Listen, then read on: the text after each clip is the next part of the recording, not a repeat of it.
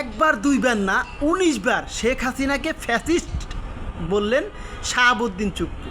আওয়ামী লীগকে ফ্যাসিস্ট এবং দুর্নীতিবাজ আখ্যা দিলেন বর্তমান রাষ্ট্রপতি শাহাবুদ্দিন চুপ্পু। শেখ হাসিনা এই শাহাবুদ্দিন চুপ্পুকে প্রেসিডেন্ট বানিয়েছিলেন।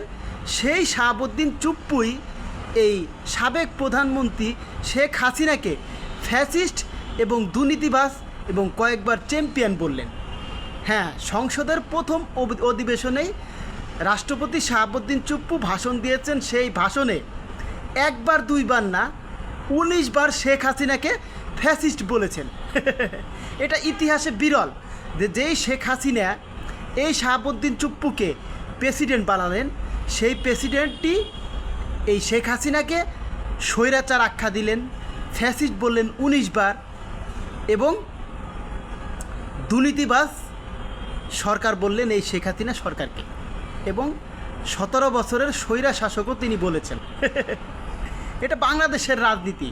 এইখানে যখন যেই দল ক্ষমতায় আসে সেই দলেরই প্রেসিডেন্ট হয়ে যান। তবে একটা জিনিস মানতেই হবে যে শাহাবুদ্দিন চুপ্পু কিছুদিন আগে জিয়াউর রহমান এবং জিয়াউর রহমানের পরিবারকে নিয়ে যে বাজে মন্তব্য করেছেন, এখন সেই একই বাজে মন্তব্য এখন শেখ হাসিনাকে নিয়েও করতেছেন।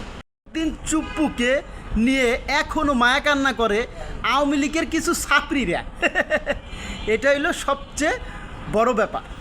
তারা সংসদে রাজাকারা চলে গেছে এই নিয়ে তারা কান্নাকাটি করে, অথচ তাদের নিয়োগপ্রাপ্ত প্রেসিডেন্ট তাদেরকে ধুয়ে দিচ্ছে এই নিয়ে তাদের কোনো মাথা ব্যথা নাই।